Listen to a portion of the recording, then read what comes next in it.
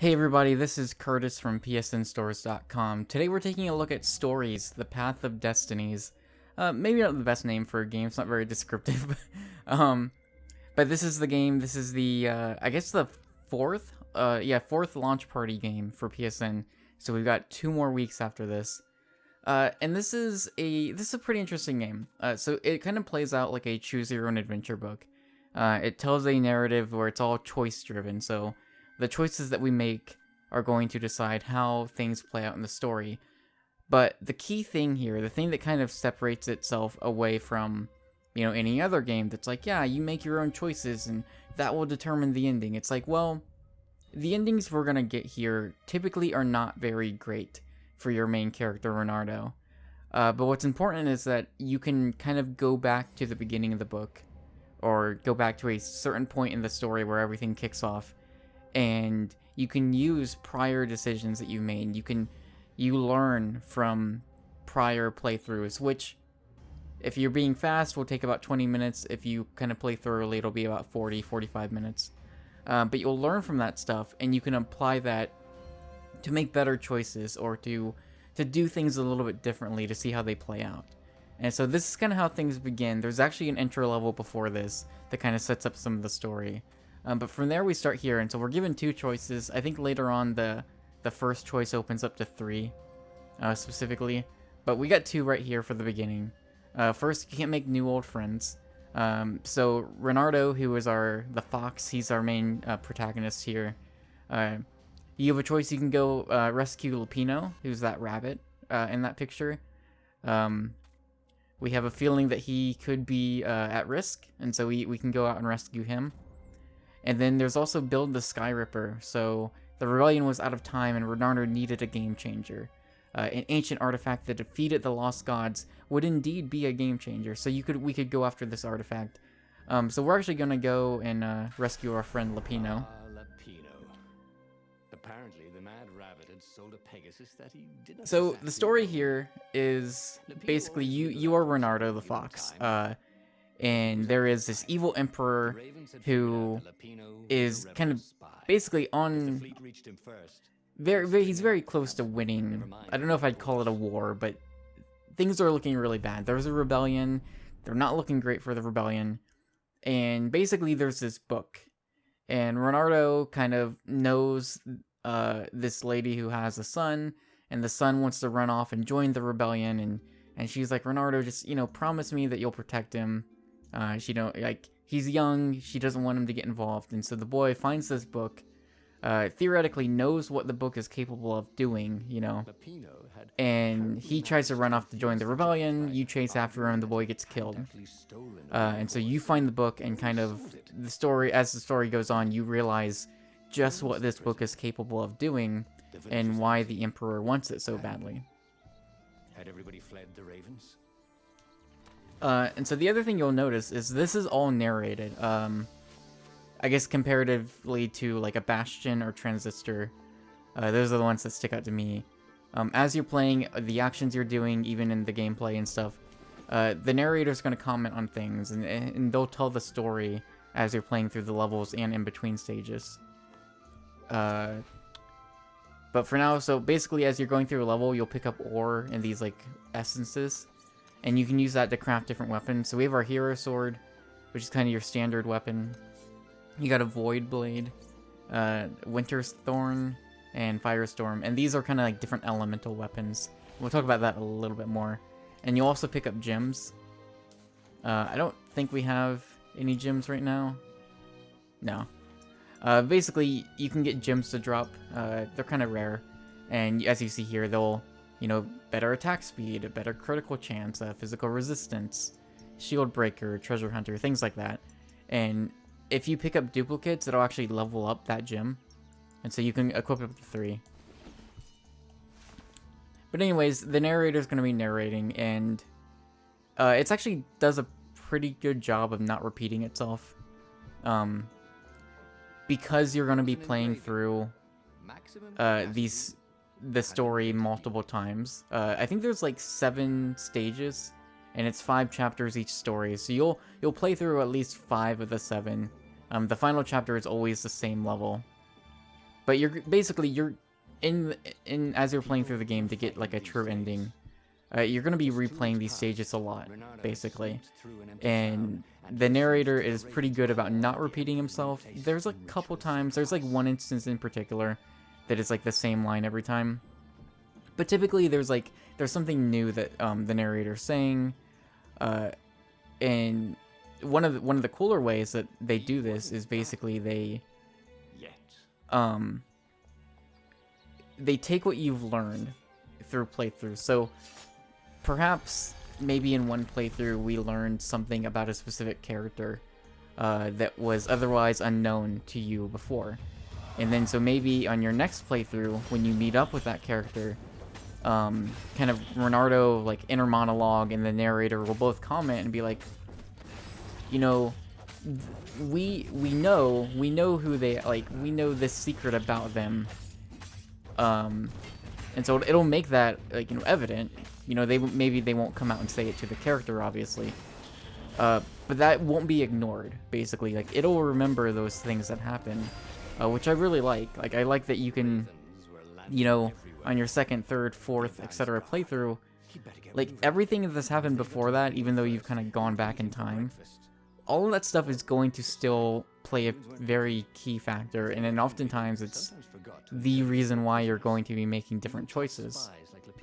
Specifically, the way this branches out is, there are basically three main choices. Like, we only have two choices right now to start things off, but eventually there's three choices that you start with, and those branch off 2 by 2, and that leads into 24 different endings. It was starting to come back to him. Something you completely forgot. And so those 24 different endings are split up into 4 different truths. So you see here, this is our skill tree, and the way the truths kind of play into your skill set is once you learn a truth, you unlock this next like ranking of skill. So eventually we have to get 3 to unlock all the different skills.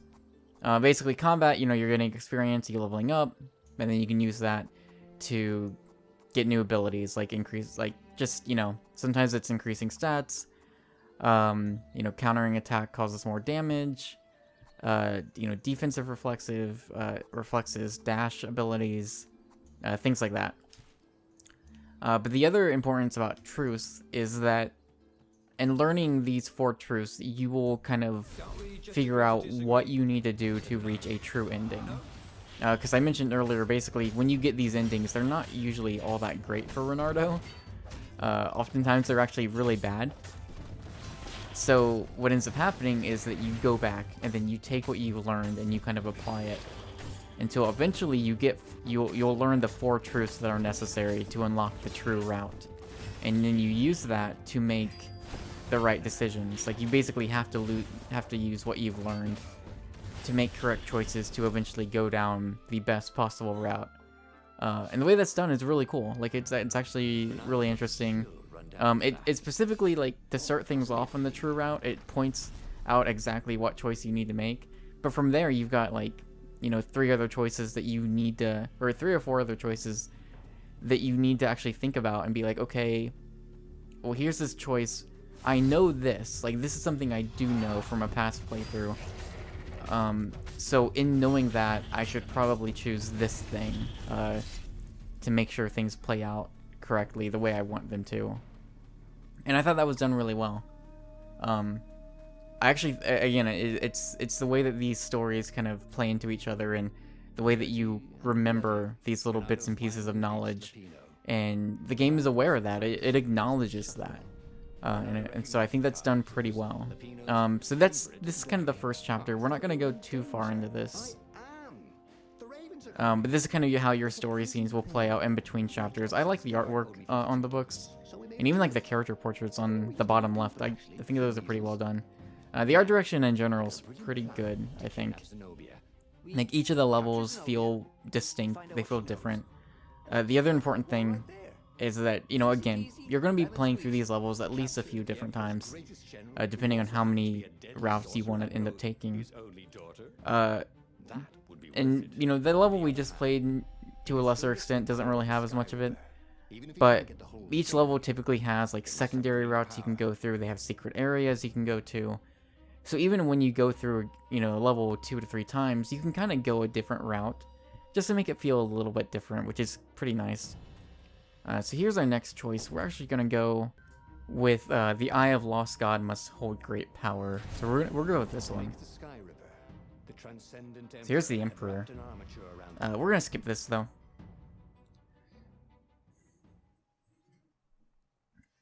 So as far as, like, you know, things I don't like and what I mentioned in the review, you can basically, to get the true ending for me, it took just slightly under 5 hours.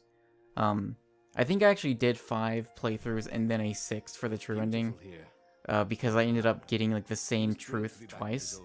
And what happens then is it actually gives you a little helper marker, where it's like, okay,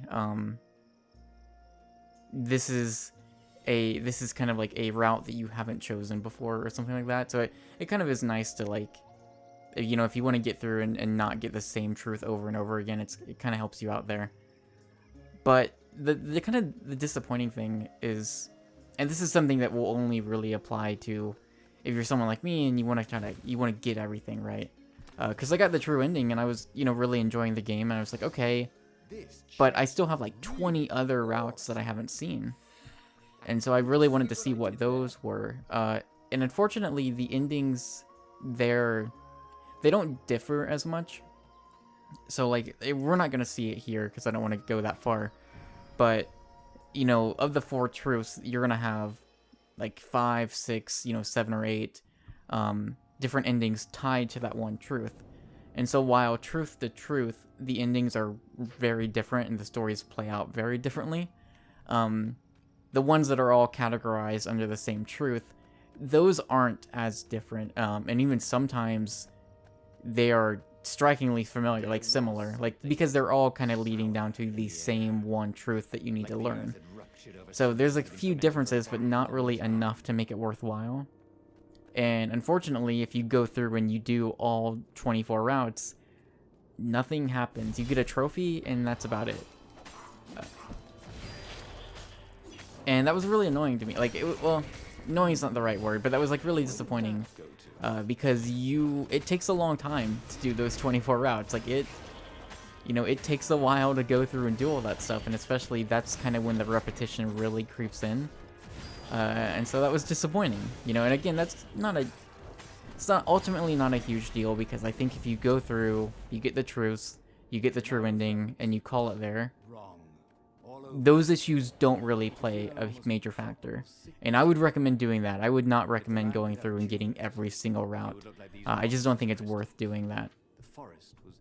Let's get another upgrade. Let's do... we'll do speed. We're a little faster. So yeah, it's you know, it's... I just don't know if it's worth it to go through and do all of that stuff. But again, that said, I do think the story is interesting. I think the choose your own adventure kind of conceit here makes it a lot more interesting than it probably would be.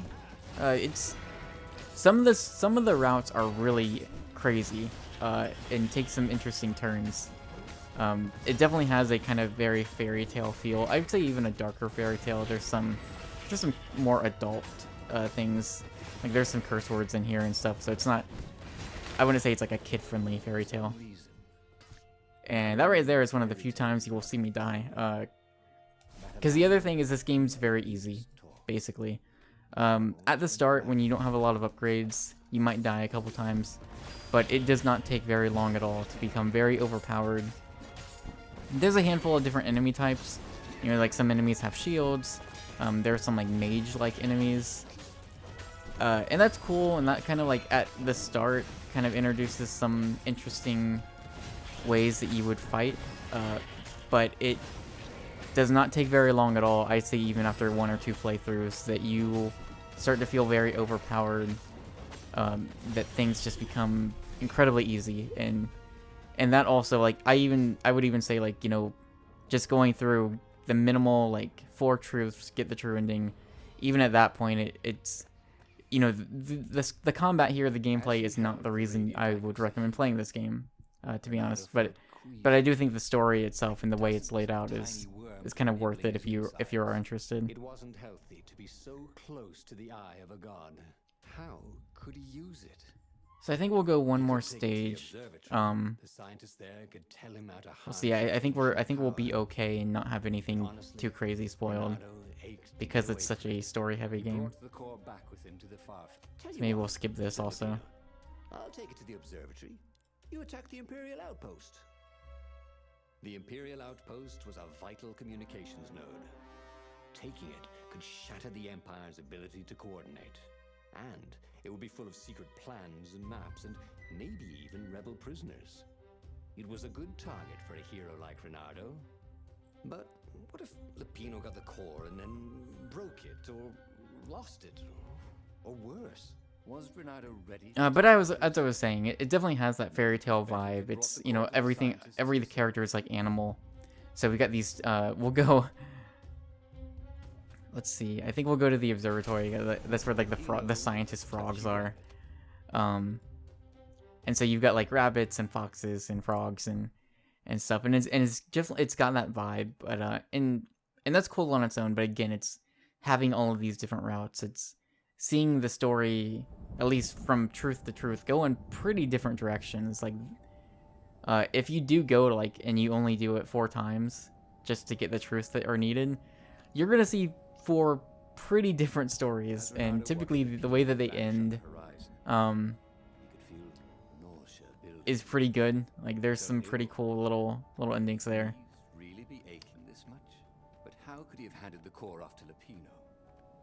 That was And this stage, actually, in particular, I believe this stage is actually pretty good about offering some different pathways that you can go down.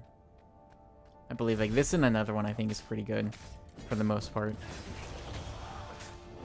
So let's see what else we can do in combat. So you can grab an enemy and toss them into another enemy. You can grab them and throw them off the ledge. Some of your, like, when you're forging new weapons, since they're elemental weapons, you can hold down R2 and you can, like, you know, do fire damage. You can do ice damage. This hero sword, when we upgrade it and hold down R2, it'll drain our magic meter that we'll get at that point, and that will heal your health. So that stuff is cool. Again, and in this case, like, if we forge the right sword, we can open up this pathway, which is pretty cool.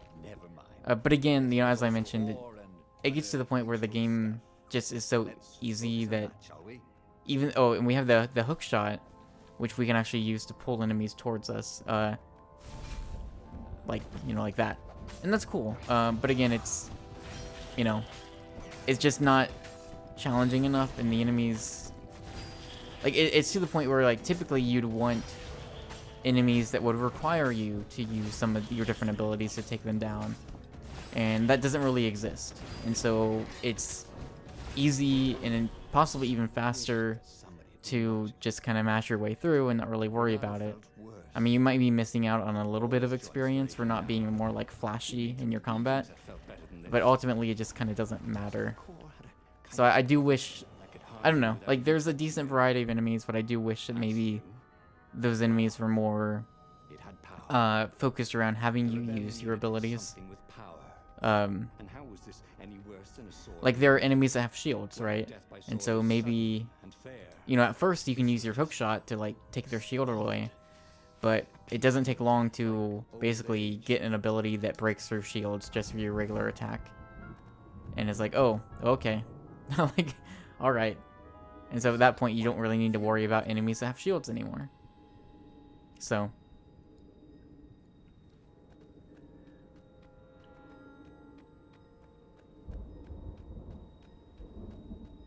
just run in circles. The last thing I would say, you know, again, I think the narration's pretty good for the most part. Again, there's, if you do go for the 24 endings, you're gonna hear lines repeat a bit. But again, if you go for, like, just enough to get the true ending, the repetition of the narrator is not gonna be an issue. But one thing, and we'll see if he says it right here. No? Okay. There was a lot of, we'll call them pop culture references, or even, I think there's a meme or two thrown in here. On my first playthrough, when I got to this section, the narrator just straight up said, "Praise the sun." Um, there are a few Star Wars references. They reference the Doge meme. And a handful of other things. And I don't know. I guess that's fine. It was weird. Like the first one or two was like, huh, okay. But then they kept coming. Like I would say there's probably about 6 or 7 of them. But it was definitely kind of strange and took me out of it a little bit because I don't know, it didn't really feel appropriate for this game, I guess. I didn't really mind them, but, you know, it was weird. It was definitely very weird. Really dangerous, effective cowards.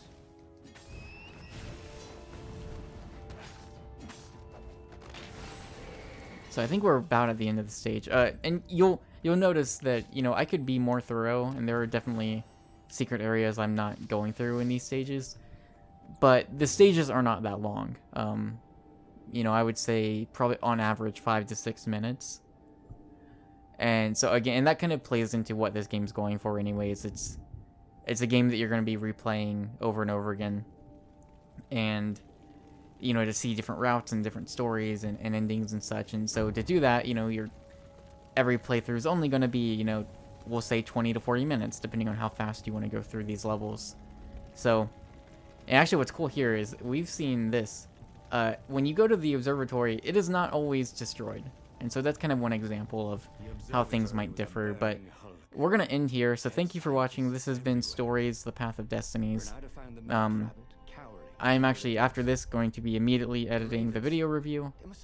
So that should be posted not long after this video goes up. It should definitely be today as well.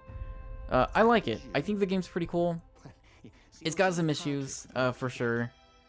But I think for what it's going for, the story is definitely... That's the draw. The story is the draw to this game. The combat's fine. It's serviceable. It's not bad or anything. It's not, like, amazing. But I think the way the story plays out, the way the choices unfold, and the way that the game remembers those choices, and that plays into multiple playthroughs, I think that's the part that is worth seeing. And that's the thing that I'm going to remember from this game, you know, weeks, months, or years from now. Like, when I think about this game, I'm going to be like, oh yeah, it's like Choose Your Own Adventure book. That was really cool. So, anyways, thank you for watching as always, and I'll see you next time.